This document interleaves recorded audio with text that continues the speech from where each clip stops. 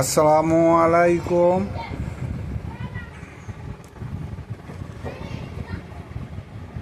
ইয়াকা নাস্তাইন, সূরা ফাতিহার 4 নম্বর আয়াত। ইয়াকা নাবুদু ওয়া ইয়াকা নাস্তাইন, আমরা যেন তোমারই ইবাদত করি এবং তোমারই কাছে যেন সাহায্য চাই। এই তোমারই কাছে সাহায্য চাই, এই সাহায্যটার কিসের সাহায্য? এই সাহায্যটা দুনিয়াদারি সাহায্য নয়, এই সাহায্যটা সন্তানের সাহায্য নয়, এই সাহায্য অর্থের সাহায্য নয়, এই সাহায্য বাড়ি গাড়ির সাহায্য নয়, এই সাহায্য আসমান ও জমিনে মুসিবত হইতে মুক্তির জন্য সাহায্য নয়, এই সাহায্য কিসের সাহায্য? এই সাহায্য বলতে গেলে আল্লাহর নবীদের পথে চলার জন্যে সাহায্য, আল্লাহর রসুলদের পথে চলার জন্যে সাহায্য,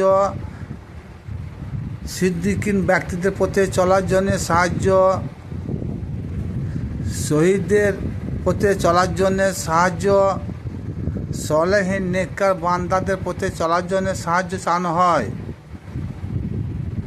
এই সাহায্য যদি এইটাকে কেউ ভেবে বলে যে না, সূরা ফাতিহায় আল্লাহ তো বলে দিয়েছে যে ইয়াকা নাবুদু ওয়া ইয়াকা নাস্তাইন। 99% ভাই যুক্ত আলেমরা তারা বলছে সাহায্য যদি চাইতে হয় একমাত্র আল্লাহ পাক রব্বুল আলামিনের কাছে সাহায্য চাওয়া প্রয়োজন। কিন্তু আমরা যে সাহায্য চাই, কোনো বুজুর্গ ব্যক্তির কাছে চাই, কোনো আল্লাহ ওলি মাজারের কাছে গিয়ে চাই, কোনো নেতামন্ত্রীর কাছে চাই, কোনো যোদ্ধা জমিদার ব্যক্তির কাছে সাহায্য চাই, কোনো ধনাঢ্য ব্যক্তির কাছে সাহায্য চাই, কিন্তু সব সাহায্য এক সাহায্য নয়। সূরা ফাতিহার যে সাহায্য চাওয়ানো হয়েছে এই সাহায্য দুনিয়াদারি সাহায্য নয়, এই সাহায্য হচ্ছে নবী, রসুল, শহীদ, সিদ্দিক এবং নেককার বান্দাদের পথে চলার জন্য সাহায্য।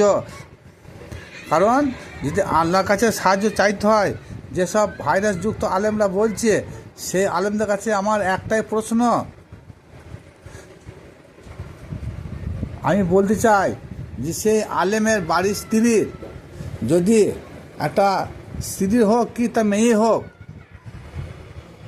বিবাহিত জীবনে 10 মাসে অন্তঃসত্ত্বা আছে, সেই অবস্থায় তার প্রসব যন্ত্রণা উঠেছে, নর্মালে হচ্ছে না, আর নর্মালে হওয়ার জন্যে আমরা কী করি? ডাক্তারের সাহায্য চাই, সেখানে আল্লাহ সাহায্য আমরা ভুলে যাই। তারপরে নর্মালে যখন হলো না তখন কী করি? ডাক্তার কাছে আবার পরামর্শ নেওয়া হচ্ছে, তখন ডাক্তারবাবু কী করলেন? তখন ডাক্তারবাবু অ্যাডভাইস দিল যে এটাকে সিজার করতে হবে। তা সিজারের মাধ্যমে বাচ্চাটাকে প্রসব করাইতে হচ্ছে। তাহলে এই বাচ্চাটা পেটে ভরা থাকলে কী হবে? বাচ্চাটা মারা যেতে পারে, নাহলে বাচ্চা মাও মারা যেতে পারে। কী করলো? বাচ্চাটাকে মুক্তি করার জন্যে, বাচ্চা মাটাকে মুক্তি করার জন্যে একটা ডাক্তারের সাহায্যর প্রয়োজন হলো। তদ্রূপ পেটে 2টো ছেলে আছে না 3টে ছেলে আছে, না 4টে হাত আছে, না 5টা হাত আছে, না 3টে ঠ্যাং আছে, না 1টা ঠ্যাং আছে, এটাও জানার জন্যে, বোঝার জন্যে এটাও একটা আল্ট্রাসাউন্ড মেশিনের সাহায্য নেওয়ার দরকার আছে।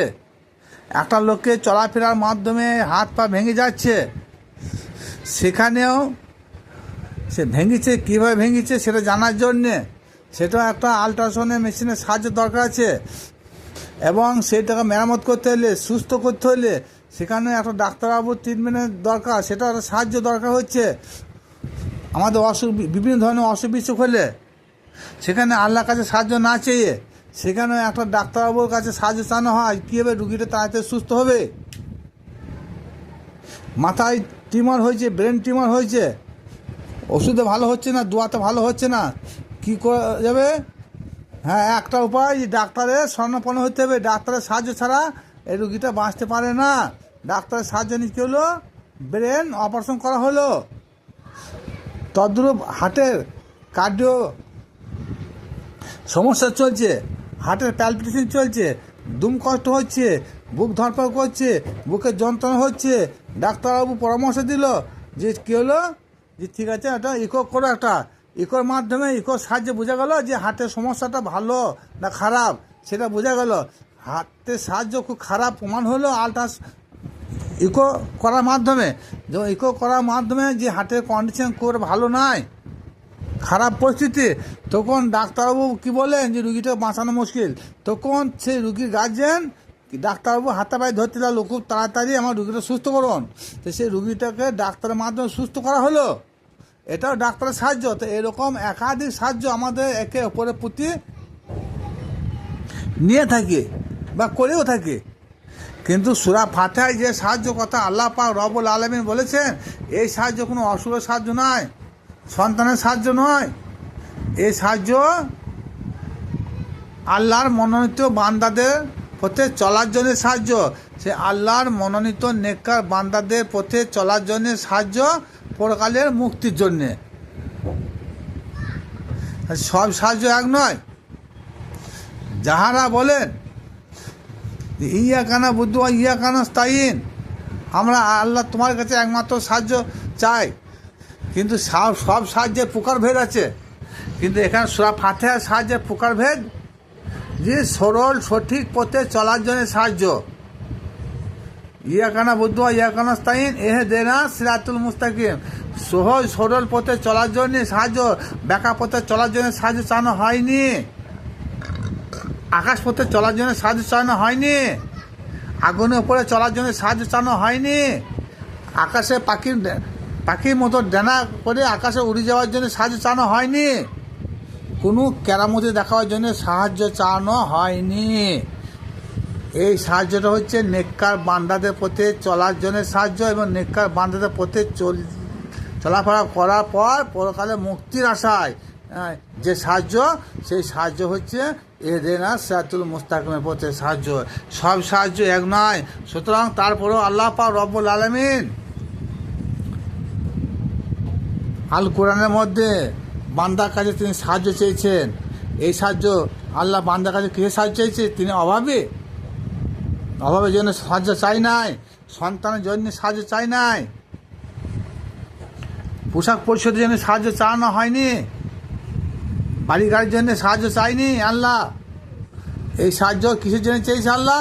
এক কথায় খুব সংক্ষিপ্ত বলছি, আল্লাহ দিনকে পরিচালনা করার জন্য সাহায্য চেয়েছে। যে আল্লাহ পাক রব্বুল আলামিন তিনি সবই করতে পারেন, তাহলেও তিনি কিছু কিছু কাজ তিনার মনোনীত বান্দাকে দিয়ে তিনি করিয়ে থাকেন। তার জন্য সেই মনোনীত বান্দাকে আল্লাহ পাক রব্বুল আলামিন তিনি বলতে চেয়েছেন যে হে আমার বান্দি, তোমরা কে আছো যে তোমরা আমাকে সাহায্য করো, তারপরে আমি তোমাদের সাহায্য করব। তাহলে সূরা বাকারায় বলেছে ফাজকুরনি আজকুরকুম ওয়াশকুরিল্লাহ আল্লাহ তাকফুরুন, যে আমাকে একবার স্মরণ করবে তাকে আমি 10 বার স্মরণ করব, যে আমাকে আগে ডাকবে আমি তাকে পরে ডাকবো, তাকে 10 বার ডাকবো। তো তদ্রূপ আল্লাহকে যে আমরা চলার পথে যদি একবার সাহায্য করি, তা মহান আল্লাহ পাক রব্বুল আলামিন আমাদেরকে বহুবার সাহায্য করবেন। আর আল্লাহ পাক রব্বুল আলামিন তিনার দিনকে পরিচালনা করার জন্য সাহায্য চেয়েছেন। কারণ আল্লাহ পাক রব্বুল আলামিন তিনি আল কোরআনে ফরমাইছেন যে আমি ইচ্ছা করলে প্রত্যেকটা লোককে ইমানদার মুমিন তৈরি করতে পারতাম, কিন্তু আমি করি নাই। এটা আল্লাহ পাকের ওয়াদা। তিনি ইচ্ছা করলে সমস্ত মানুষকে, সকল মানুষকে এক করতে পারতেন, সকল মানুষকে মুমিন বানিয়ে দিতে পারতেন, তিনি সকল মানুষকে জাহান্নামী বানিয়ে দিতে পারতেন, কিন্তু তা তিনি পারেন নাই। কিন্তু কিছু কিছু কর্ম তিনি মানুষের হাত দ্বারা করতে চান। আসসালামু আলাইকুম।